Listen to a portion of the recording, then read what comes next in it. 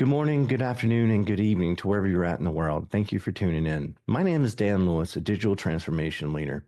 Today's session, Blueprint for Responsible AI, Governance Strategies for Technology Leaders. As educational institutions are increasingly adopting AI technologies, the need for responsible AI and effective governance has become paramount. Without proper oversight, AI initiatives can face ethical dilemmas, compliance challenges, and reputational risks. This session will empower education technology leaders to navigate the complexities of AI in their organizations. We'll explore the importance of responsible AI in the education sector, examine some emerging governance practices, and provide a practical blueprint for action. About me. My name is Dan Lewis. I'm a digital transformation leader with over 20 years of experience in IT operations, technology, and consulting in public and the private sector. Host of Digital Transformation Talk, a platform for leaders and innovators to discuss transformation topics. And I'm very passionate about technology strategy, AI, and governance. So today's presentation is broken up into three areas. We'll discuss the importance of responsible AI. We'll review emerging governance practices, and then we'll lay out a blueprint for action in your institution. At the end, I'll be taking some Q&A from the audience. What is responsible AI? There is no standard definition for responsible AI. So what is it? Responsible AI is designing, developing, and using AI in ways that are ethical, transparent, and fair, and aligned with human values and society. That's as close as standard definition we're going to get to today. But why is it important? It's important because it ensures that AI systems are fair, ethical, and trustworthy, and they protect the rights and well-being of people by minimizing risk. Let's talk about the education sector. What are the risks of AI in education? First and foremost, we have a tried and true risk, bias, and discrimination. AI systems may enforce existing inequalities, especially against marginalized or underrepresented students. We also have lack of transparency when it comes to black box models. If you aren't familiar with black box models, that essentially means you do not have transparency into how the algorithms or the AI solution works. So if AI tools can lack explainability, they make it hard for stakeholders to understand or challenge decisions. Then we also have privacy and data protection violations. Sensitive student data may be collected or used without proper consent or safeguards. The risks continue. What about inadequate consent? AI tools can potentially operate without fully informed, voluntary consent from students or educators. We also have an over-reliance on automation. Replacing human judgment with AI decisions can lead to oversights or impersonal treatments of learners. Accessibility and inclusion features. AI tools not designed with diverse learners in mind can exclude or penalize students with disabilities or non-traditional learning styles. We also have algorithmic surveillance, which is essentially the use of AI for monitoring. An example is proctoring, behavioral tracking, which may infringe on student rights and create a culture of mistrust. Unintended consequences. Even well-intentioned AI systems, no matter how much value it can bring to your institution, can produce unexpected negative impacts if not carefully governed. And then, last but not least, regulatory noncompliance. Failing to align with data protection laws can lead to legal and reputational damage. So are these risks, are they real risks? They are. Let's take a look when educational institutions miss the mark on responsible AI. For example, AI in admissions, where bias and predictive tools, surveillance overreach when it comes to AI proctoring, predictive analytics, that black box decision making. For example, there was an American university that used course signals. Essentially, a system predicted student success based on an LMS engagement. Instructors were influenced by opaque predictions, potentially reinforcing academic bias. The governance gap, there was no transparency or explainability of predictions. A good takeaway here is AI tools must be transparent and support, not override human judgment. Mental health monitoring. We had an example of no consent, no trust in UK universities. What happened? Email and behavioral analytics were used to detect signs of mental distress. What went wrong? Students were no longer adequately informed, leading to privacy concerns and distrust. There was no clear consent process or ethical data usage guidelines.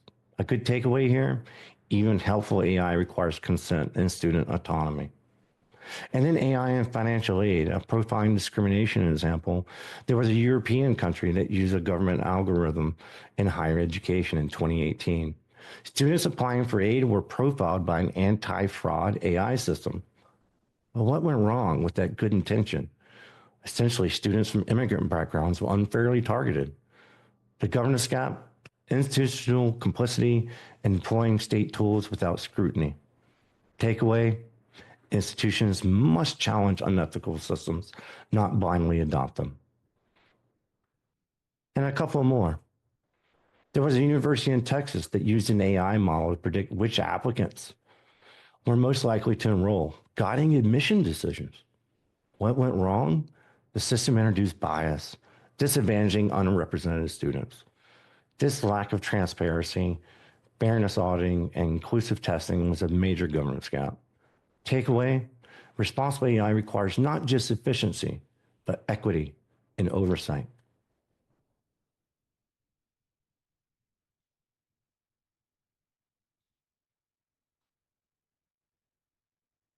We also have another example of overreach, in AI proctoring. What happened? Multiple universities were leveraging AI-based proctoring tools, which flagged students for suspicious behavior. What went wrong? Again, a good intention. Students of color, neurodivergent students, and those with disabilities were disproportionately flagged. The governance gap, inaccessible technology, lack of consent, and algorithmic bias. The takeaway, AI must work for students, not create additional barriers. So before we move on, we've talked about the importance of responsible AI. I want you to pause, and before we start looking at emerging governance practices, think to yourself, how many ungoverned AI tools are live on your campus right now? Potentially opening your institution, organization, students, learners, educators to the risk of unresponsible AI.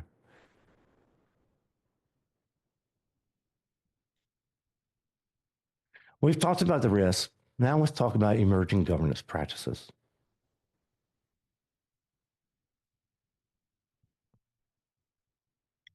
From research companies to software companies to governments, there are many frameworks and guidelines for implementing AI responsibly. As institutions explore how to implement AI responsibly, many are overwhelmed by the sheer number of frameworks, toolkits, and regulatory models that are out there. It can feel like a sea of choices, but not all of them are equally relevant to education. On this slide, I want to highlight 4 key frameworks that I believe are particularly helpful for education leaders. These are practical, accessible, and align well with our regulatory requirements and our institutional values. First and foremost, the NIST AI Framework. This one is foundational. Developed by the National Institute of Standards and Technology, it helps organizations identify and manage risk across the AI lifecycle, from design to deployment. It's not specific to education, but it gives us a clear structure for assessing things like bias, robustness, and trustworthiness. We then have the IEEE AI Ethics Framework, which offers a rich set of ethical principles like transparency, accountability, and alignment with human values. What's helpful here is that it's designed to support both regulatory compliance and ethical innovation, not just checking boxes, but guiding how we think about AI in learning environments. The European AI Act. Now, the European AI Act, even though it's from the European Union, is shaping global conversations. The Act takes a risk-based approach, which categorizes AI systems from low to high risk, depending on their potential societal impact. Education-related AI, like grading automation or admission screening, may fall into those higher risk zones. So this framework helps us think critically about how to mitigate that. And then last but not least, we have EDUCAUSE, which many of you already trust as a source of guidance in higher education. They've been doing a great job curating best practices for AI, data ethics, and digital transformation.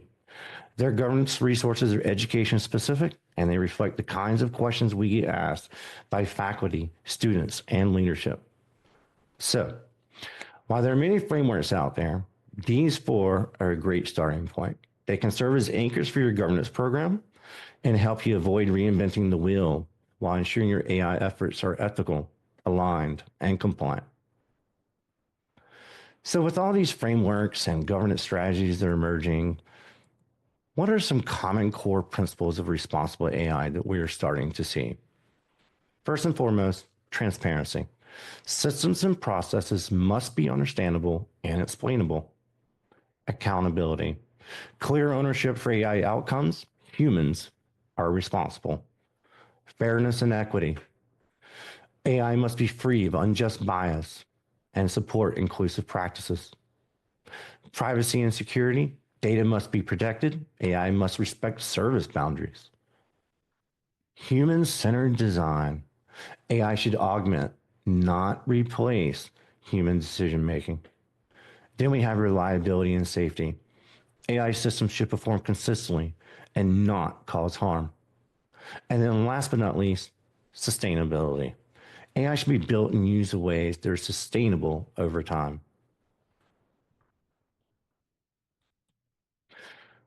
Now that we've taken a look at some core principles of responsible AI, what are some governance practices that are emerging? And again, if we haven't covered it yet, let's cover it again. Responsible AI is about doing AI the right way. Governance of AI is implementing responsible AI. So now that we've taken a look at the importance of responsible AI and we've looked at some emerging governance practices, well, let's take a look at those emerging governance practices some more.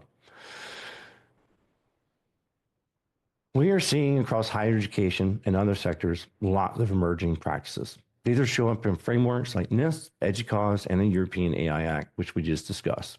And they're proving essential for building trust and a structure around AI use. There's risk-based governance. This means we're not treating all AI equally. An AI chatbot for a student FAQ has a different risk profile than one making, say, decisions about financial aid. The government's effort should match the potential impact. Cross-functional governance. AI governance cannot live in the IT department alone. This is a major mistake by some organizations. You need diverse voices, legal, DEI, faculty, students, accessibility advocates, all at the table. This ensures decisions align with academic values and protect institutional integrity. Ongoing monitoring and feedback loops. Governance isn't a one-time setup. It is a living, breathing thing that continually evolves. As student needs evolve, we need mechanisms to monitor performance, listen to feedback, and continuously adjust our policies and practices. Next, we have model documentation and transparency. Everyone involved, especially decision makers and end users, should understand what an AI model is doing, why it makes certain recommendations, and its known limitations. Transparency builds trust and accountability. Data governance and provenance. This is about knowing where your data came from, how it's been handled, and whether it's appropriate to use. In education, we deal with sensitive data, FERPA, student behavior, biometrics, and governance starts with data stewardship. We also have literacy and culture change. Tech alone is not enough. We could do 5 more sessions just on culture change. We need to invest in AI literacy for staff, students, and leadership. Everyone should understand both the potential and the limitations of AI. It's about shifting the culture from fear hype to informed and responsible. We also have human in the loop oversight, especially for high impact decisions such as admissions, grading, mental health alerts. We must ensure humans are reviewing and ultimately accountable. AI should augment, not replace human judgment in these cases. Fairness, bias, and equity audits. This is critical in education. Regular audits can help identify bias or disparate impact. For example, is an AI tool recommending interventions more for one student group than another? We need to test these systems like we test our policies for fairness. And then, last but not least, security, privacy, and compliance. AI introduces new vulnerabilities, from data leaks to unauthorized access. Your governance program should align with your standards, your cybersecurity standards, and privacy by design principles to reduce exposure. Together, these practices create the scaffolding for AI that is ethical, transparent, and aligned with your institution's mission. You don't have to implement everything at once, but knowing the landscape helps you prioritize where to start. Now that we've talked about the importance of responsible AI and emerging governance practices, let's talk about taking some action. So, with all this data and information coming at us, where do we start and where do we go? This is your blueprint for governance in implementing responsible AI. This is an eight-step blueprint. First and foremost, appoint a governance owner. In a lot of organizations that are on the emerging tech trends, you may find an AI officer. If not an AI officer, you typically have a chief privacy officer. But it doesn't have to be. It doesn't have to be an AI officer. It doesn't have to be your chief privacy officer. But it needs to be someone that can own and lead and drive your AI governance strategy. Second, you want to establish a cross-functional governance committee from across your organization. You want to form a diverse board of stakeholders from IT, faculty, students, legal, and more.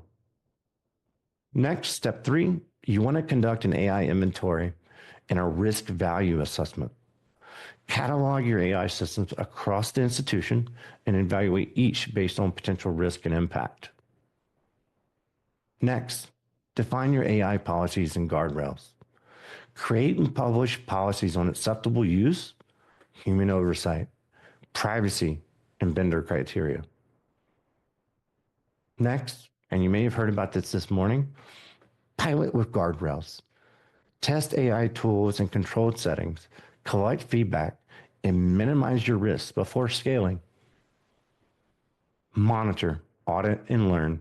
Step 6. Continuously review your AI systems for fairness, transparency, and ethical alignment. Education is important. And for step 7, we want to train and educate campus stakeholders. Build AI literacy and ethical awareness across faculty, staff, and your students. And then step number 8, as we spoke about this before, governance is a living, breathing thing. It's not something that has a finite date. We don't just work on it for 60 days and then we're done. It's something that will continually evolve. So use feedback, data, and changing needs to update your governance program over time. Another way to remember the steps in the blueprint is a figure 8 to represent the 8 continual steps of AI governance. Appoint a governance owner, establish cross-functional governance committee, conduct an AI inventory and risk value assessment, define your AI policies and guardrails, pilot with guardrails, monitor, audit, and learn, train and educate campus stakeholders, evolve and improve governance.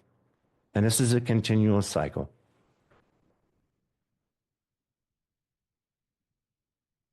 Before we get into question and answers, I want to pause again for another moment of reflection. Thinking back to the earlier in the presentation, one of the things we talked about, we took a moment of reflection, was thinking about all the risks that are involved with AI systems in your organization. As we move into the Q&A session, I want you to think about what are your plans for the next 12 months? Do you plan to implement AI governance?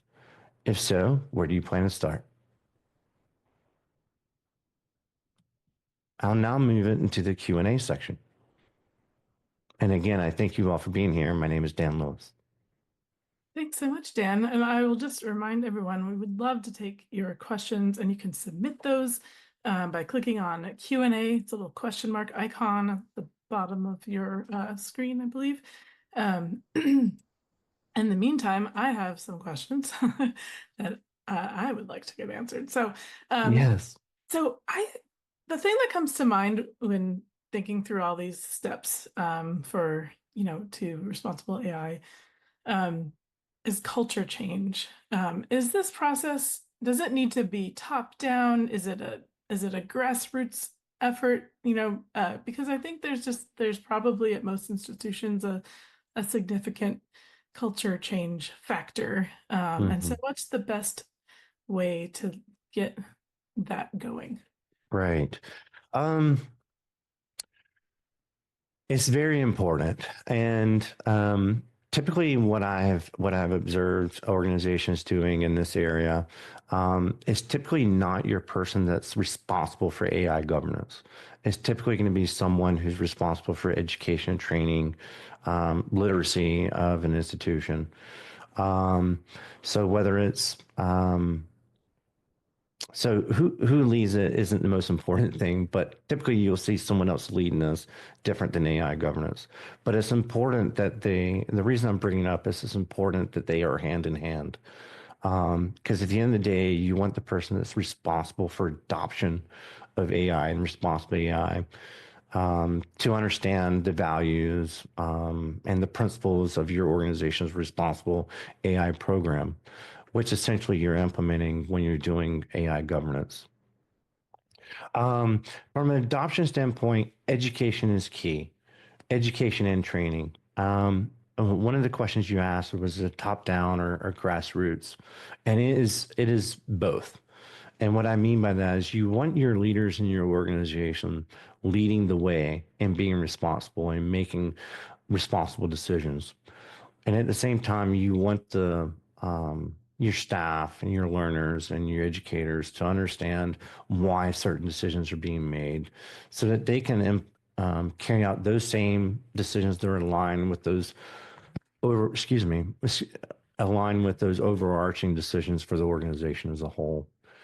I definitely have seen from an AI literacy perspective there's lots of programs out there, and I'll be sure to provide some of that content to you, Rhea, so you can get that to participants.